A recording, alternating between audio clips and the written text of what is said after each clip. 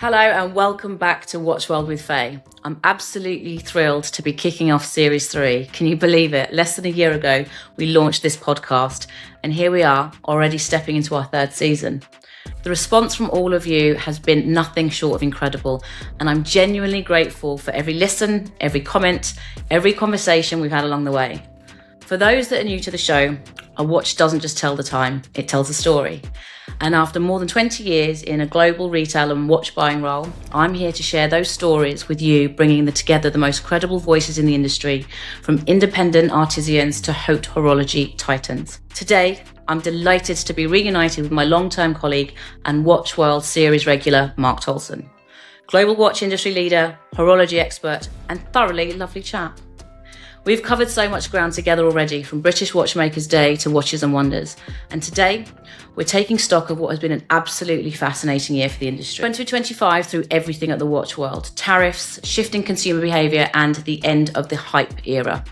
Or is it? Mark and I will be unpacking how the industry navigated these challenges, discussing the products, hits and misses that define the year, and looking ahead to 2026 with its anniversaries and possibilities.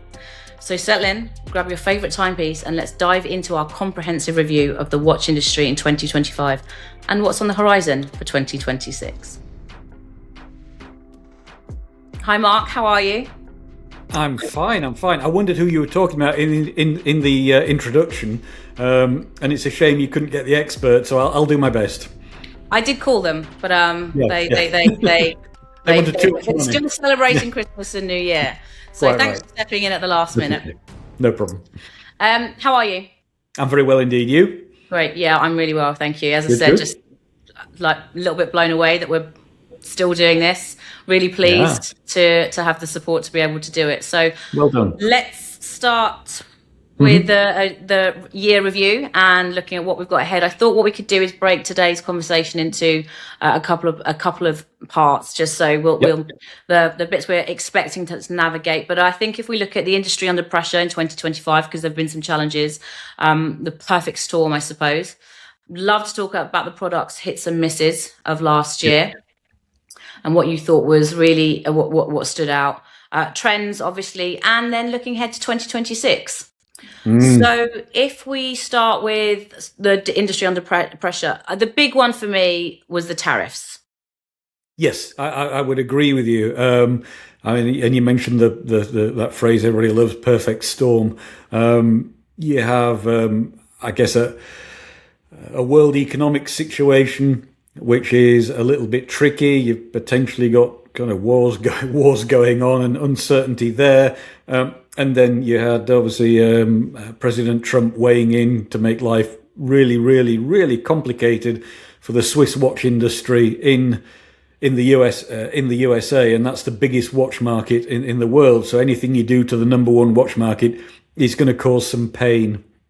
And against that, obviously, there's been a decline in the number of watches being sent to China from Switzerland, which was the number 2 market, and Hong Kong, which I think is normally the number 3 market. So yeah, difficult times. Difficult times. You say that with it sounds very pessimistic, but it is has been a robust industry for centuries. So do you see that it's just gonna we're on the cusp of a very big shift, or do we think it's more depressing than that? I don't think it's depressing. I mean, industries go up and down, and I guess if we were talking about, luxury cars or perhaps handbags, or other luxury items, then they're probably having similar conversations in those markets. And similarly, the price of living has just gone up. The cost of living, whether you're buying, you're buying fuel or you're buying a tin of beans, everything is dearer. So, I mean, that puts pressure on everybody's spend. And as you say, as we know, watches are a bit of a discretionary spend. Your time's available on your phone or wherever. So people have other reasons for buying watches, and some of those are emotional or status driven. And I think you're always going to get people who want to I don't know, show their wealth or reward themselves for some success. And as you say, I mean, one of the founding sort of tenets of your podcast is stories. People like the stories of watchers, whether they've been to the moon or whether the first watch in the Arctic or the deepest dive watch or whatever it happens to be. People buy into those things because they love stories, and they create their own stories with them. Yeah, absolutely. Every time you wear one of your own timepieces, it's got a story to tell. Yep. Whether it's where it's been or the physicality of it, a little dink or a scratch. It ties back to memory making. Yeah. We referenced very briefly on the tariffs. I don't want to dwell on that too much, but it was a big part of the conversation last year. It started with 39%. It was launched actually while we were all in Switzerland, so the mood shifted somewhat. And then later, I think it adjusted to 15%. I'm lost a little bit on the economics of it all. How do you think that's going to impact on 2026, and how America in particular will receive imports and the pricing reflective to be passed on to the end consumer? Well, I mean, I think so. They were mentioned at Watches and Wonders. That's when it came out, as you say. That was at the beginning of April. And I think the deadline for them going live was when it was 39%, was something like August. And so what you saw the US doing was pulling forward inventory into the market so they wouldn't have the tariffs levied on them. So the US intake by month, I think, was on average, I don't know, 30, 40, 50% ahead on a monthly basis than the same time last year, because people were forward buying the inventory. And then it settled down into about 15%, or 15% was agreed, I think, was it October or November time? But there was a lot of stock in the market by then. And I think the couple of months, October, November time, maybe even September actually, the intake into the US by month had kind of dropped. So I think for last month, the numbers that we have for Swiss exports into the US was November, and I think it was something like 54% down. So in answer to your question about what does it mean for the US market in 2026, well, we'll know that when the Swiss watch export data starts coming through for December, for January, for February, to see whether the intake starts to rise again, which will mean people have bought watches, and therefore the retailers are in a position to replenish the inventory. I mean, right now, I would imagine they're just selling it down. And in terms of pricing, Rolex, for example, didn't change their pricing at the time of the tariffs, although their price increase went live, I don't know, the 1st of January. Patek moved. I think some other brands moved. So it's been a little bit variable, but I think the key to understanding what the number one watch market is going to perform like will be the export data over the coming months to see whether they're buying back into stock to replenish the sales. So do we use the word, or we're hearing the word hype quite a lot, and examining it as a sort of a market correction. Are we witnessing a return to considered purchases versus speculation? And I think we've definitely seen a stabilisation of the grey market prices and easing of waiting lists. I think that was a anchor of the year, or something of continuity versus prior years before that. Yeah, I mean, I think the hype years post-COVID, 2022, etc. I mean, that was peak. Well, it's peak insanity, wasn't it? Really, when the market was infected by speculators, people who looked at watches as a commodity, as a way to make a few quid. You know, get your Rolex Daytona, and you can make 20-30% more on it the following afternoon when you flip it. You know, there were more flippers in the UK than there were at Sea Life Centre or something. It was just incredible. Can I quote you on that, Mark? You can. But, you know, people were looking to make a few quid, and it tempts speculators. And what it did to the market, you know, you saw displays of Rolex and Patek where it said for exhibition only, and the retailers quite rightly became a lot more circumspect in who they were selling watches to. They needed to be known clients, waiting lists swelled, and that kind of further fuels the kind of insanity. You sort of look at Chrono24's Chrono Pulse. The last 3 years, their Chrono Pulse index of the prices on the second-hand market have sort of gone down. They've gone down 7% from the peak in 2022. That's kind of on everything that they're monitoring, and I think 4% in the last year. There are still some brands like the Apex brands that will always command, particularly some watches within collections, will always command a higher price than retail. Rolex and Patek, according to their index, are probably still trending at around 13 to 15% above retail on average. Within that will be real peaks of stuff like a Nautilus. But then brands that would have been benefiting, or at least showing a level second-hand price against the retail, brands like Omega, Cartier, IWC, Tudor, they're tending to trend maybe 30 or 40% below the retail price. So you might be able to pick up a second-hand IWC pilot's watch for 25 to 30% on the grey market, whereas previously it would have been a bit more parity to retail or a little bit more. So I think we are now into a more normal market. I think if COVID hadn't happened, you would have probably seen a more steady progression over the years. But COVID put a spike in the market, and now things are maybe falling back to where it would have been a smooth curve in terms of market growth. And who do you think the winners and the losers were of the year? I mean, high-end brands like Patek and Rolex absorbed the costs. I think that the mid-tier brands faced acute pressure through, and we're seeing probably more of a polarisation across the market. Yeah, I think your Rolex, your Patek, Audemars and Richard Mille, those are the kind of elite brands. They're always reassuringly expensive, and there is still some, there is value in them, as we just sort of said on the second-hand market. So that encourages people to make a purchase and think, well, I'm not going to lose on it, perhaps if I need to sell it. But I think it's more the collectors and the people who are interested in watches get that reassurance, as opposed to somebody thinking, well, if I buy a Jaeger-LeCoultre Reverso, I might be able to get at least my money back. You're probably not going to do that these days.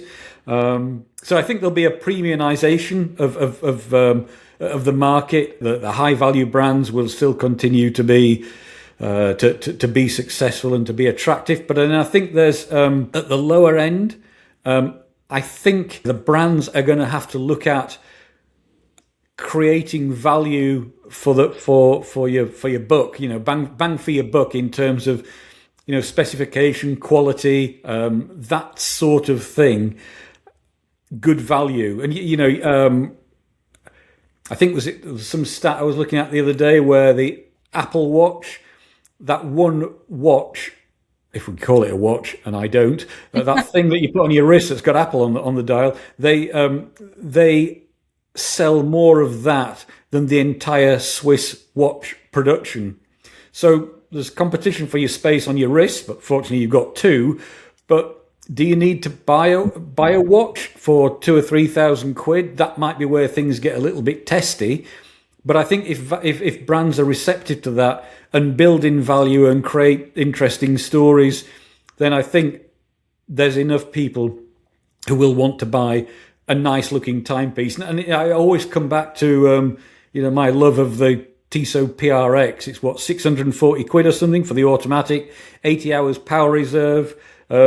It's a great spec, it's great quality, and it's, you always sound a bit blasé whenever you say, 640 quid, £1,000, whatever it is, isn't a lot of money. I mean, it is, but it isn't. But in the context of watches, it's not a massive amount, and it's a great product, and I think people will continue to still buy things like that. I still don't think they're part of the same conversation. I appreciate they both tell the time, i.e. an Apple Watch versus any other watch, Apple and other tech, any other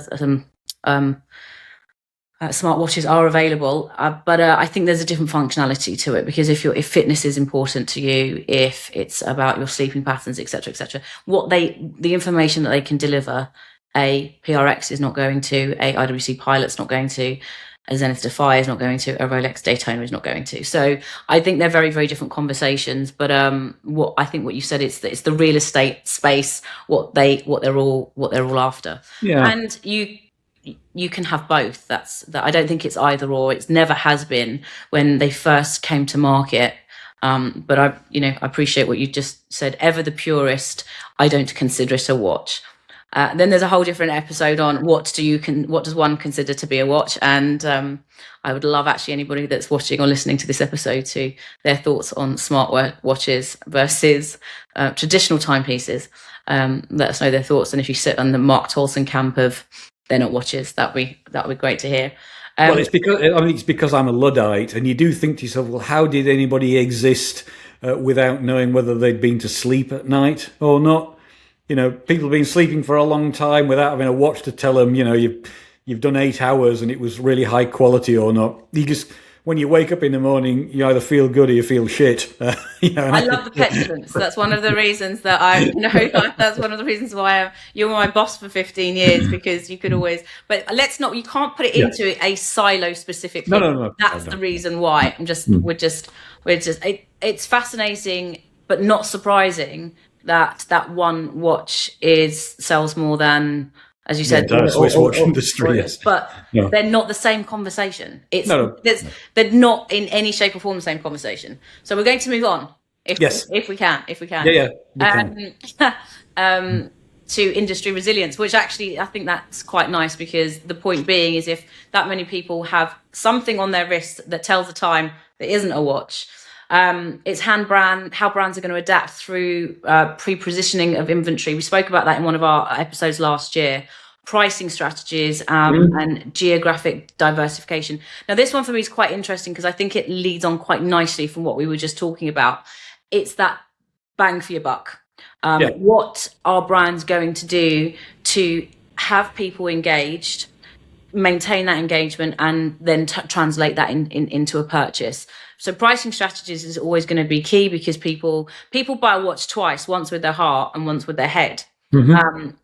But if you're not buying it with your heart, then it's the purchase doesn't go through. But pricing does play a massive part in it. So we've seen watches come out. I think it was the Engineer when they relaunched it a couple of years ago. This year, their product was great, actually. I want to applaud IWC, bringing the case size down.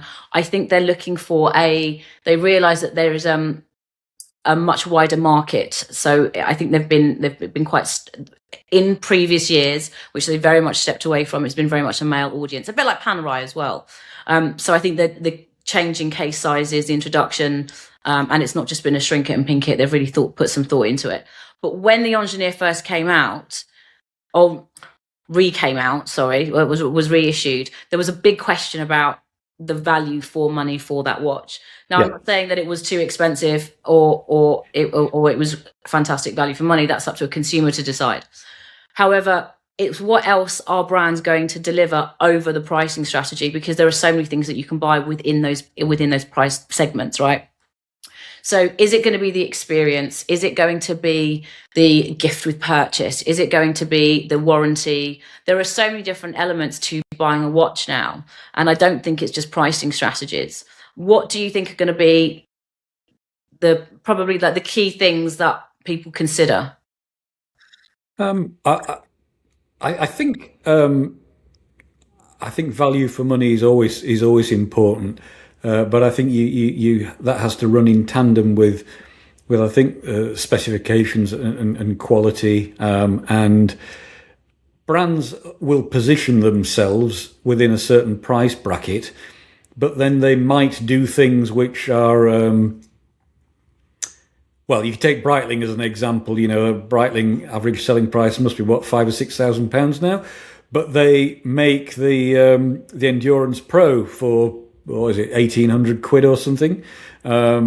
Similarly, Tag Heuer, used to start around about, I don't know, 2,000 quid, and then they brought out the F1 last year, the F1, that's I don't know, £1,800. So you can get people into the brand with a good product, and hopefully take them on the journey, onto the next model up. And then again, coming back to Breitling, those top time B31s that they brought out that were like £4,500. It's a lot of money, but it was a lot of watch. Their sort of first in-house non chronograph chronometer movement. 3-hand date model, and they were good value for what they were for a Breitling. So I think I do slightly wonder if brands are going to do more of that.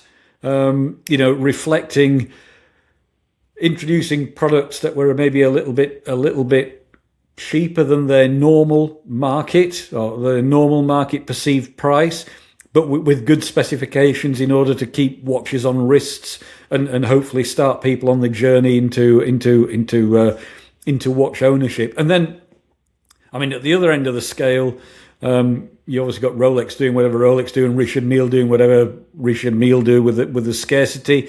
But you've also got for the kind of the aficionados, you've got the independents, the rise of the independents. MB&F was 20 years old last year, and the prices of those are quite something. But then they do the Mad collections, the Mad watch, which is normally, I don't know, a couple of £1,000. So I think some brands are able to kind of flirt with sort of entry-level product, but maintain their positioning.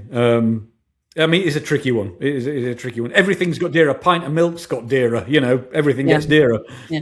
So we're talking about credibility. If brands they've got the opportunity. I like what you said, sort of flirt with some ideas and push their own boundaries a little bit. But as long as they maintain the credibility and the quality of the movements, or can legitimately, even if they're buying in parts from someone else, they're still legitimized. Then the opportunity for them to it's the pricing strategy. Is going to be the key thing. Mm-hmm. Geographic diversification. I'm going to jump ahead a bit, but we Tudor as an example. So we're seeing they've closed a boutique in White City, but they've opened up a pop-up with Time and Tide, and this is something that 5 years ago we would never see a brand like Tudor do in terms of pop-ups with those smaller retailers. What they do at Time and Tide's incredible, and their philosophy, I suppose, as a studio and a discovery studio is how it's positioned. I wonder if that diversification is going to benefit the mid-tier brands, where they don't just have to stick to this traditional bricks and mortar, either opening with an established retailer or their monobrand boutiques. But if they can get creative and diversify, then that might be another opportunity for them. You referenced about Breitling and the price point that they introduced last year, potentially means they're introducing to a new client. So it's not so much about just maintaining the clients that these brands have, but it's introducing younger clients on that watch purchasing journey and keeping them for life. Yeah, I think, there are many channels you can buy a watch. You can do it in a monobrand, you can do it in a multi-brand, you can do it online, and all of those touch points that the customer can find have a place. I think the retail landscape, the bricks and mortar retail landscape, is changing again because of the slightly slowdown in business. So, opening a load of stores, opening a load of monobrand boutiques, particularly in the UK, and then closing them again because there's been a bit of a downturn, is the normal ebb and flow of business. And we've seen that with some big retailers closing monobrands and moving the the brand that was the monobrand into the multi-brand space. So that's that consolidation. And I don't know if in 5 years' time, if everything's going like a train, they'll be opening monobrands again. But that's business. You can't criticize anybody for it. You've just got to swim with the tide, and then when the tide goes out, make sure you've got your trunks on, and react accordingly. Yeah, or stay in the water in the shallow. Or stay in the water. Yeah. But I think it's a really creative opportunity. As we know, it's a fiercely traditional industry at times. So when brands do something new and interesting like that, I think we're going to see some. I think they're having to. I think brands will always maintain their loyalty or whatever their DNA is. They're not going to move too far away. And what we've seen, if anybody does do that, people don't have they can't identify with that brand. Therefore, the interest disappears. But in a climate that we're in now, and we know there's overstock challenges, and we know that sales have been down and forecasts have been missed. So what are brands going to do to create that? Because to your point, where you've just pointed out, it's not just bricks and mortar, multi-brand retailers and monobrands. Most products you can buy online. So what is it? And that goes back to the pricing strategy. It's got to be that engagement, that storytelling, and any other elements of creativity that the brands can now bring to the consumer, because they're not just fighting. You're not one watch, that could be a holiday for the family. It's not just a watch that the rest of the watch industry is your competition. It's lifestyle, it's memories, it's holidays, it's a new car or your new roof. Who knows? Okay, so product hits and misses in your opinion of last year. I thought it was a big year for new products. Watches and Wonders, there was loads of things there. I mean, from a UK perspective, there was the British Watchmakers Day and the London Watch Fair, and then you had Dubai and later in the year. So there was a vibrancy. All the events seemed to be well attended, and you had, for added interest and to give brands something to talk about, there were lots of anniversaries. Breguet 250 years old. AP 150, Zenith 160 years old, the Laureato from Girard-Perregaux 50 years old. So, and I remember all of those brands right at the beginning, obviously, So you've got a lot going on for people to talk about and for people to enjoy. So from that perspective, it was a vibrant year, and there's more of that to come this year. But we can sort of get onto that. I mean, I can bore you with my favourite watches, if you like, from 2025. I'd absolutely love to know what your favourites were from the year, please. Well, okay, I'm glad you asked me that question. This is totally unplanned, but I remember seeing it at Watches and Wonders, the Jaeger LeCoultre Reverso Monophase in 18 karat pink gold on the Milanese bracelet. The tribute, that was beautiful. I just thought that was great. I mentioned the Breitling B31 Top Time. There wasn't a thing that I didn't like about that watch. Maybe they shouldn't have called it Top Time because it's not a chronograph, but that's just probably the pedant in me. I think the IWC engineer, the 35mm, thought that was great because when it came out in the 50s, it was 36mm, so they're kind of reverting back to kind of that size. The Tudor Ranger Dune White that came out in the desert in Dubai, that came out at the Dubai Watch Week, didn't it? In September or whenever that was, August, I don't know, whenever it was. November. I think you went anyway. November, that'd be the one. That was great size, 36mm, that lovely dial. For under 3K, that's a sort of thing that I'm sort of struggling to talk about in terms of value, 70 hours power reserve, COSC. I think it could do with a bit more lume on the dial than it's got, but that was a beautiful watch. The Rolex Land Dweller, that was the watch of Watches and Wonders with that fantastic new movement, the 7135. What else? The Planet Ocean, the redesign of the Planet Ocean from Omega with that sort of sharper case and the loss of the glass, loss of the exhibition back, and the loss of the helium escape valve, but still doing 600 meters water resistant. that was incredible. And then an honourable mention to the Patek Cubitus. You know, the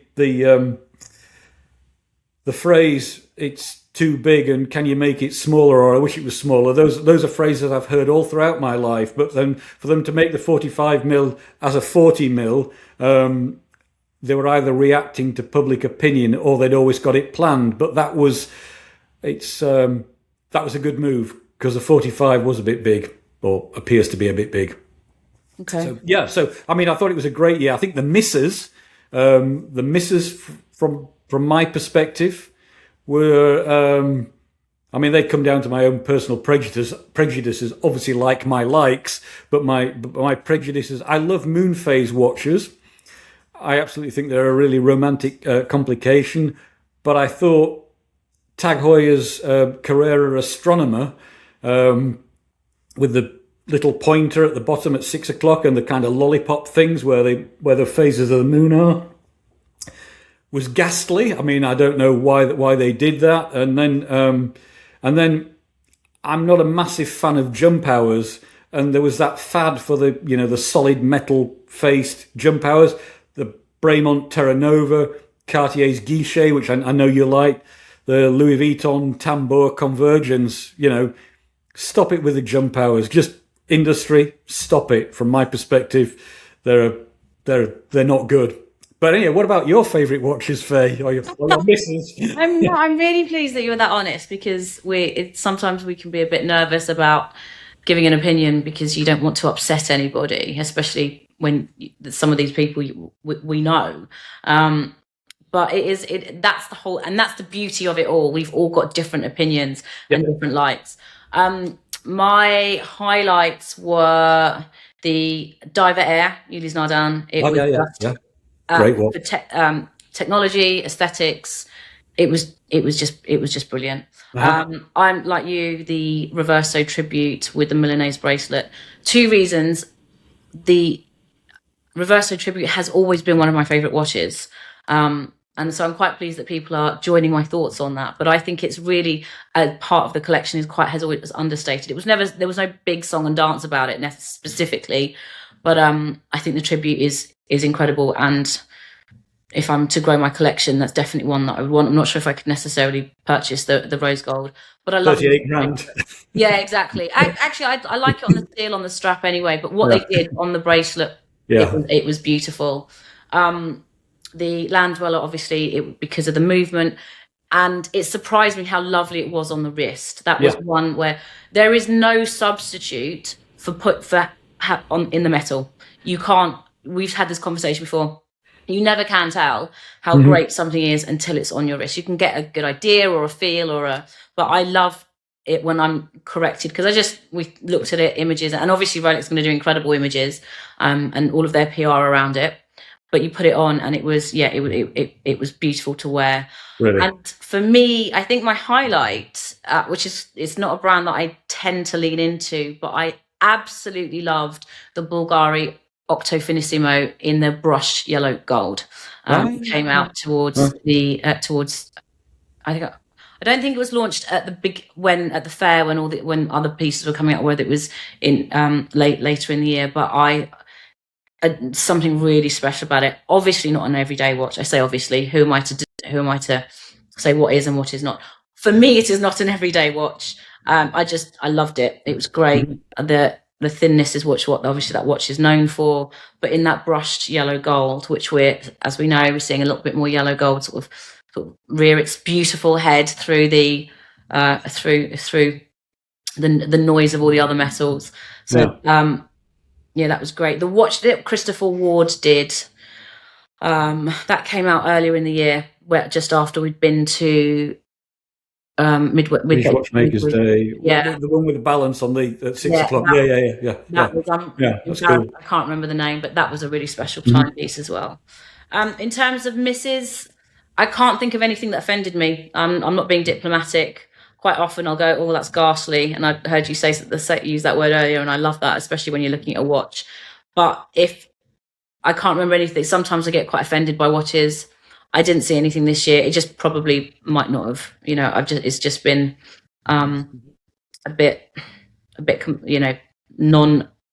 nonplussed by it.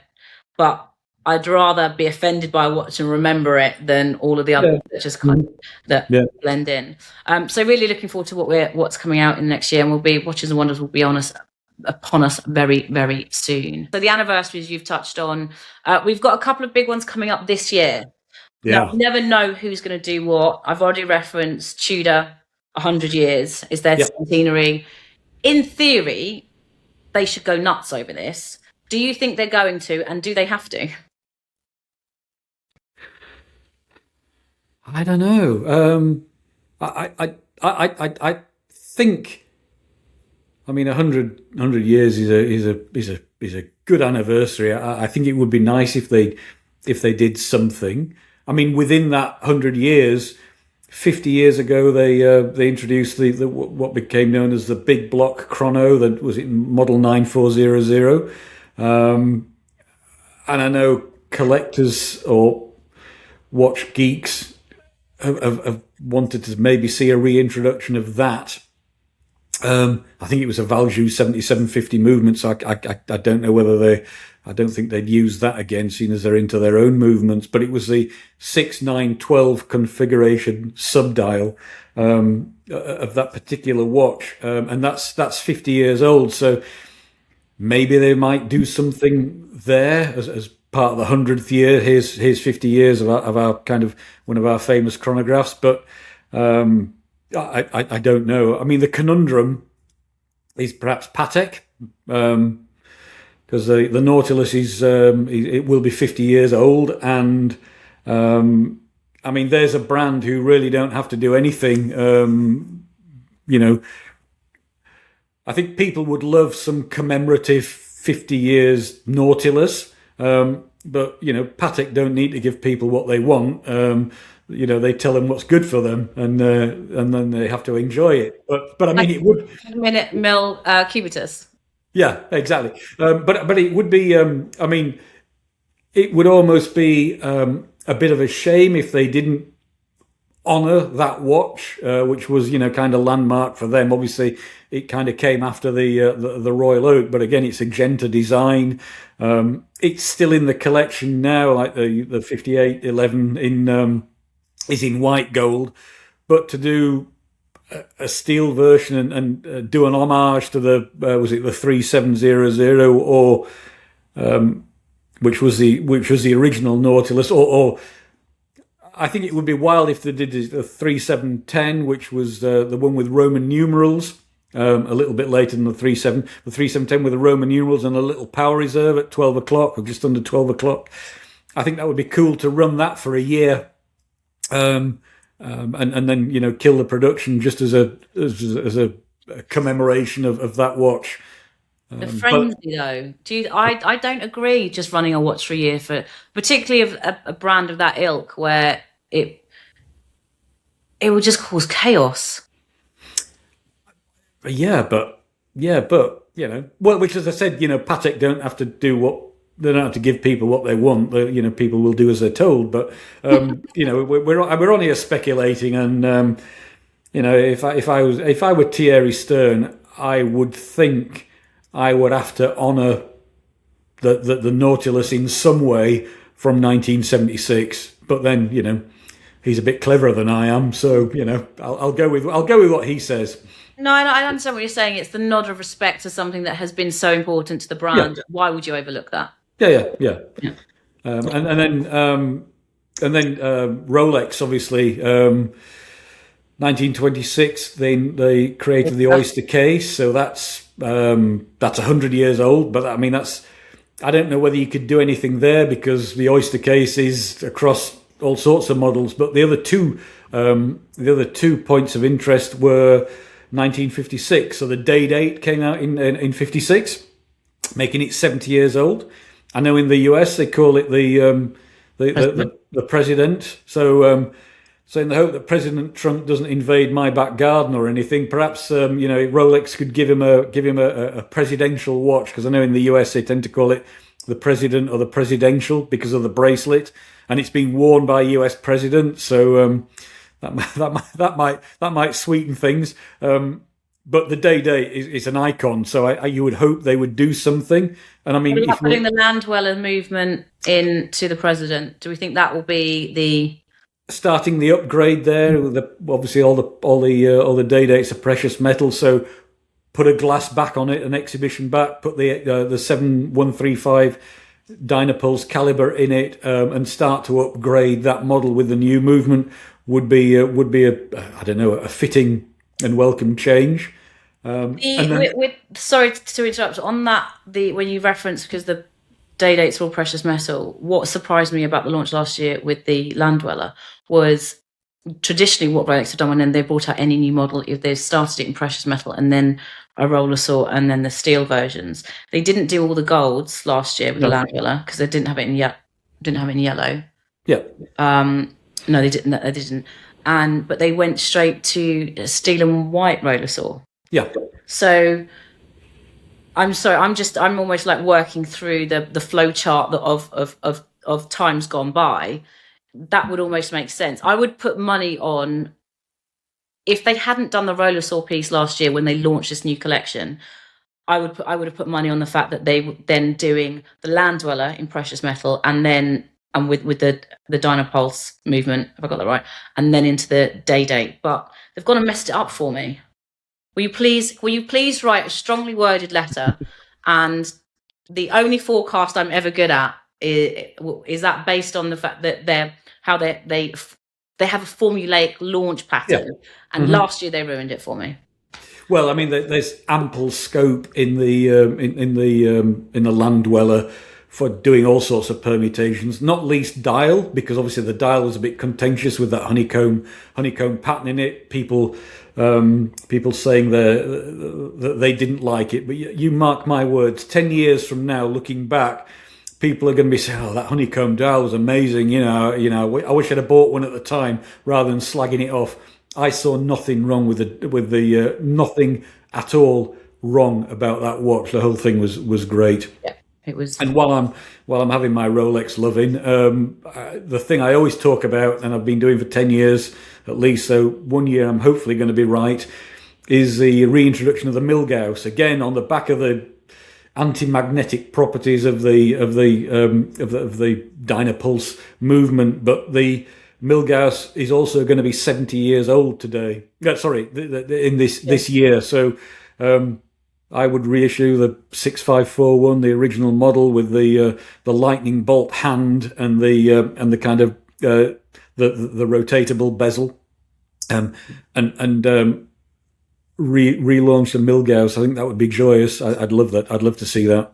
Would you do it in the same configuration with the green and the orange? No. That's flash and a bit upstart. It was a watch for scientists, make it functional. Black dial, those lovely dagger-shaped quarters at the... So now you want a functional watch. When you poo-pooed the Apple Watches, which is purely about functionality, now you want a functional Rolex. The Apple Watch doesn't live, though, does it?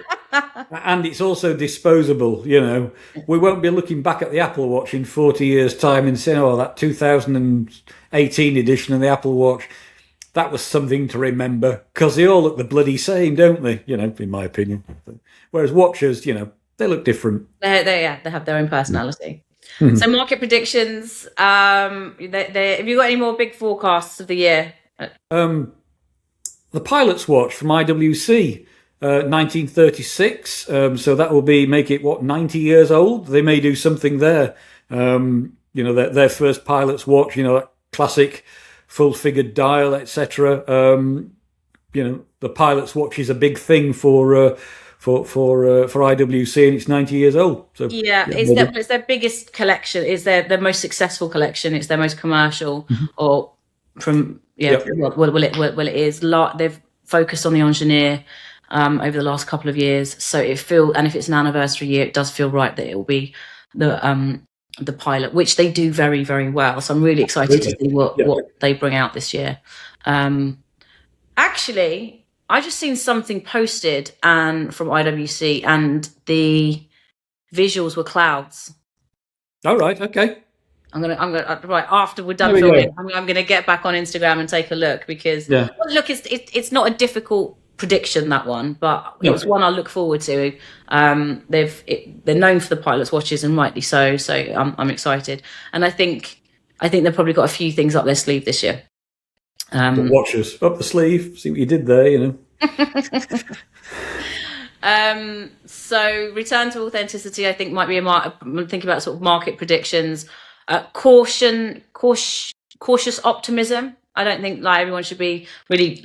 There shouldn't be a dour outlook for the year, but just proceed with caution, I suppose. I think it's my way to be miserable and less than optimistic. But I mean, you know, you've got to hope for the best.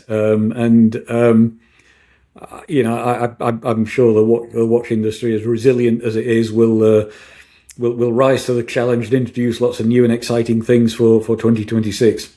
Yeah, for me, the pre-owned market growth, I think, is going to be a big one, and also the growth of the micro brands and independents. Had a couple of conversations on this last year, and I'm really excited to see how they grow and swell into the space. As a subculture, I think it just brings the communities together. There's real talking opportunities, meeting opportunities. I'm hearing a few whispers from various people about activities that are going on. Okay. We're seeing more of these shows pop up that are less about watches and wonders and the big, the huge industry events. So I think it's a really exciting year, actually. What else? Do you have any other market predictions? I'm not so much predictions, just points to note. You know, so what Breitling are doing, or sorry, what the owners of Breitling are doing. So obviously, we're expecting the Universal Genève, the Ringt watches. We've seen those in pictures. They should be out on the market. And then the other brand that they bought, Gallet, 200 years. So it was 1826. It started, so 200 years this year. That will be out in the market, and they were kind of famous for chronographs and such like. So they're points of interest for you know, watch people to look out for, Gallet and Universal.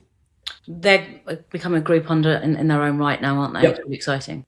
Mm-hmm. So, in summary, looking back at last year, it was a challenging year, but not a fatal one, which is good. It's been an exciting year, certainly for me, and all of the things I've been able to get involved with. Looking forward, there's some really big anniversaries, so some exciting elements. There's a massive market shift in terms of how brands are approaching product, innovation being one, storytelling, and hopefully we're going to see a lot of value for money, but you know, watch for your buck, so to speak. How excited are you on a scale of 1 to 10 for 2026, Mark? Oh, well, I'll say 10. I've got my fingers crossed, but I'd say I'm always excited. Can you face that then, please?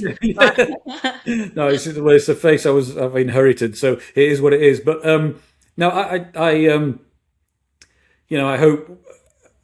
My wish for the world is a peaceful year and a happy year, and I mean, from a watch perspective, that there's some excitement and interest and interesting things to look at, because I mean, watches are an adornment, but they're a hobby for a lot of people, and to have interesting things coming through in your hobby must be quite gratifying as a collector and as a sort of observer of the world of watches. So we'll be lucky people if there are interesting things to talk about, and I hope there are. I have no doubts at all there'll be lots of interesting things for us to talk about. So thank you so much for joining me again today. It won't be too long before we have another chat. I've got so many incredible episodes scheduled for the beginning of this year. I'm really excited. I'm not going to give too much away, but delighted that you helped me launch the podcast a year ago, and also that you're here for episode 1, series 3, and long may it continue, Mr. Toulson. Thank you, Faye. Bye-bye.